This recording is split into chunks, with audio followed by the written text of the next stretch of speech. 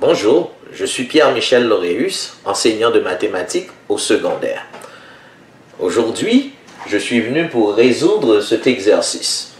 Avant de commencer la résolution de cet exercice, n'oublie pas de t'abonner à ma chaîne YouTube en cliquant sur le lien qu'il y a juste ici.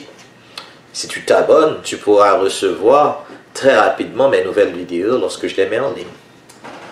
Pour résoudre cette question, pour résoudre cet exercice, chaque angle intérieur d'un polygone régulier mesure 150 degrés et chaque côté mesure 4 décimètres. Quel est son périmètre? Nous allons résoudre cet exercice de deux façons différentes. Nous allons procéder à la première façon, qu'on peut le résoudre. N'oubliez pas, moi j'ai une stratégie. En fait, cette stratégie, ce n'est pas moi qui l'ai inventée, c'est une stratégie qui est utilisée par beaucoup de personnes qui font les maths. Cependant, je vous suggère cette stratégie pour que vous puissiez avoir une meilleure méthode de travail. Et si vous adoptez cette stratégie, vous allez voir, vos résolutions vont être plus rapides lorsque vous faites les mathématiques. C'est comme, en suivant cette stratégie, vous savez d'où vous partez et où vous allez aboutir. Et le cheminement entre le point de départ et le point d'arrivée va être plus clair pour vous. Alors, comme je vous le dis, ma stratégie consiste à écrire la formule en rapport avec la question. Quel est le périmètre du polygone régulier? C'est ce qu'on me demande. Donc, selon ma stratégie, je dois d'abord poser la formule du périmètre d'un polygone régulier. Le périmètre d'un polygone régulier est égal à n fois c. Voici la formule. Je vais remplacer les valeurs que j'ai. Donc, le nombre de côtés, je ne le connais pas, malheureusement. La mesure d'un côté du polygone régulier est égale à 4 décimètres. Donc, le périmètre est égal à 4n. Alors, le défi maintenant consiste à savoir c'est quoi la mesure d'un côté de ce polygone. C'est quoi le nom de ce polygone? Si je connais la mesure d'un côté, si je connais, pas la mesure d'un côté, si je connais le nombre de côtés du polygone, je peux savoir de quel polygone est-ce qu'on me parle ici. Est-ce qu'on est en train de me parler, dans le cas de cet exercice, d'un pentagone?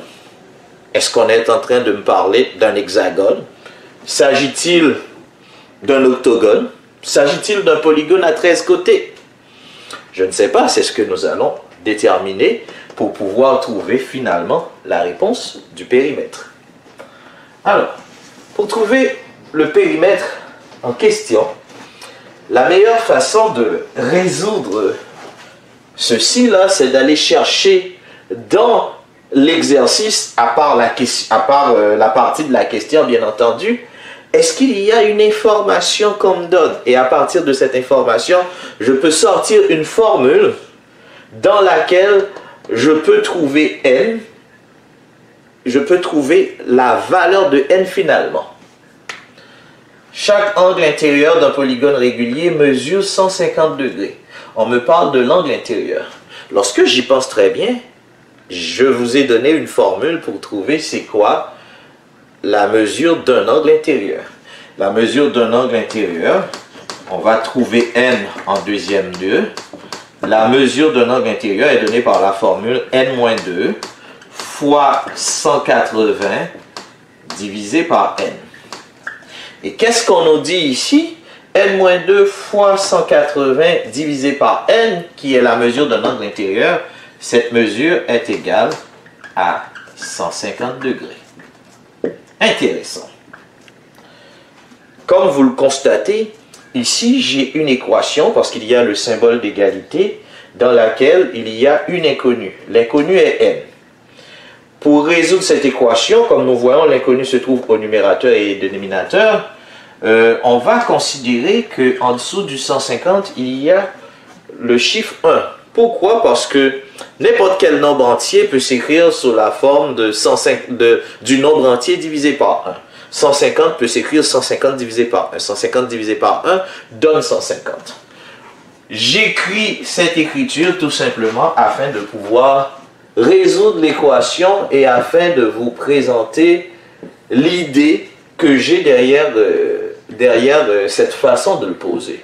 En fait, le raisonnement que je veux poursuivre avec le 1, c'est que si j'ai deux fractions qui sont égales, si les deux fractions ont le même dénominateur, alors les numérateurs sont forcément les mêmes. Pour que les deux fractions aient le même numérateur, je dois regarder, aient le même dénominateur, je dois regarder entre n et 1, quel est le plus petit dénominateur. Si on doit avoir un polygone régulier, la valeur de n doit être supérieure ou égale à 3. Parce que le polygone régulier ayant le plus petit nombre de côtés est un triangle. Donc, étant donné que c'est n le plus grand, la question, c'est par quoi je dois multiplier le plus petit pour obtenir le plus grand. C'est un peu la même logique qu'il y a dans le PPCM. Donc, par quoi je dois multiplier 1 pour obtenir n? C'est 1 fois n qui me donne n. Étant donné que j'ai multiplié fois n au dénominateur, je dois aussi multiplier par n au numérateur. À ce stade, qu'est-ce que je constate? Je constate que les dénominateurs sont les mêmes. Si les dénominateurs sont les mêmes, les numérateurs sont forcément égaux. De ce fait, nous avons n-2 fois 180 est égal à 150n. Nous pouvons distribuer 180 degrés. J'ai 180n moins 360 est égal à 150n. Je peux prendre, pour isoler la variable n, l'idée, ça va être tout simplement celle de déplacer le terme qui contient la variable et qui a le plus petit coefficient. C'est ça la stratégie que nous utilisons depuis le début de l'année. Je prends moins 150n des deux côtés. Ici, j'ai 0. 180 moins 150n, ça me donne 30n. Moins 360 que je descends est égal à 0. Pour isoler n, le 360 n'est pas à sa place. Je vais réfléchir par opération inverse. L'opération inverse de la soustraction, c'est une addition, bien entendu. 360 est égal à 360. Et finalement, nous avons moins 360, 30n est égal à 360. Pour trouver la valeur de n, finalement, je divise par 30 des deux côtés. Ce qui me donne n est égal à 360 divisé par 30. La valeur de n est égale à 12. Cependant, faites attention. La valeur de n est égale à 12. Ça n'indique pas que 12 est la solution recherchée. Ça me dit tout simplement que le polygone régulier dont on est en train de me parler dans cet exercice est en fait un dodécagone. La valeur 12 est une valeur intermédiaire pour trouver finalement le périmètre. De ce fait, le périmètre que je recherche est égal à n fois, qui est 12 fois, la mesure d'un côté qui est égale à 4, donc 12 fois 4 est égal à 48 décimètres. Voici la réponse que je devais trouver. Ceci est une première façon de résoudre l'exercice. Cependant, il y a une façon qui est peut-être beaucoup plus simple de le faire. Je vais vous montrer la deuxième façon. Cependant, vous devez faire attention. Je ne suis pas en train de vous dire que dans un examen, vous devez faire cet exercice de deux façons différentes. Je vous montre les deux pour que ça puisse ouvrir vos esprits sur d'autres possibilités qu'il y a également. Même si je vais faire cet exercice d'une deuxième façon, il y a quelque chose qui ne change pas. C'est que la façon dont je vais procéder pour commencer l'exercice demeurera la même. Je vais toujours commencer par écrire la formule en lien avec la question posée. La question posée, c'est de trouver le périmètre de cette figure. Dans ce cas, le périmètre est égal à n fois c. On a dit qu'on ne connaissait pas la valeur de n, la valeur de c était 4 décimètres, donc le périmètre est égal à 4n. il nous faut trouver la valeur de n.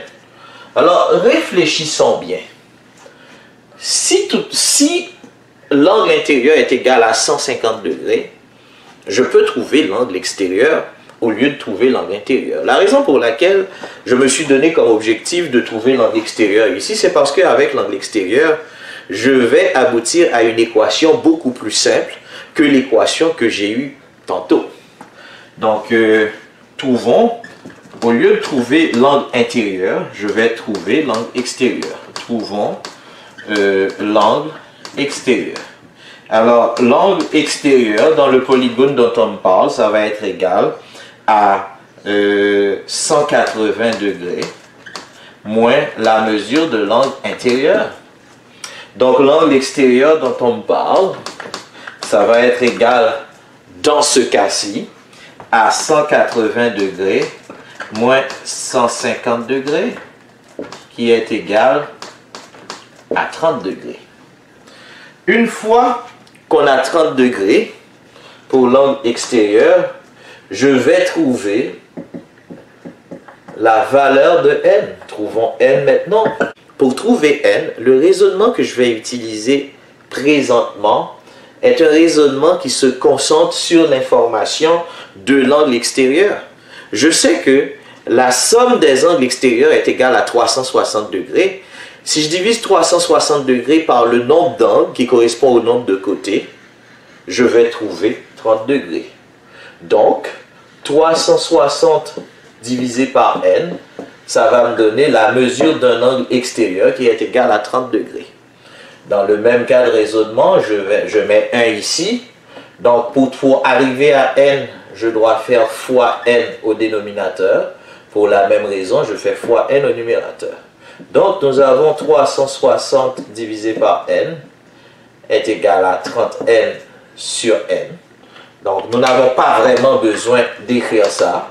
Donc, étant donné que c'est le même dénominateur, donc les numérateurs sont forcément égaux, nous arrivons directement à 360 est égal à 30n, ce qui donne, je divise par 30, je procède par opération inverse pour trouver la réponse, 360 divisé par 30 est égal à 12. Donc, comme vous le voyez, avec un nombre d'étapes que moi je trouve moins difficile que dans la première démarche, j'arrive à trouver la valeur de n. Il s'agit, comme nous l'avons dit, dans ce cas-ci, d'un dodécagone. Alors, étant donné qu'il s'agit d'un dodécagone, justement, c'est parce que le nombre de côtés est égal à 12. Alors, étant donné que j'ai un dodécagone, je connais n, je peux à présent trouver mon périmètre. Mon périmètre est égal à 4 fois 12. Donc, le périmètre est égal à 48 décimètres. Voici la réponse à la question et nous avons résolu cet exercice de deux façons différentes. Ceci est une troisième partie sur les polygones. J'ai trouvé cet exercice particulièrement très intéressant et pour un élève de deuxième secondaire, cet exercice peut être particulièrement difficile à résoudre. Alors, je vous souhaite de passer une excellente fin de journée. Je vous souhaite de travailler ces exercices et de réfléchir à toutes les démarches que nous venons de faire. Parce que apprendre à faire ça en deuxième secondaire, si vous maîtrisez ça, vous êtes vraiment sur une bonne voie pour entamer votre troisième secondaire.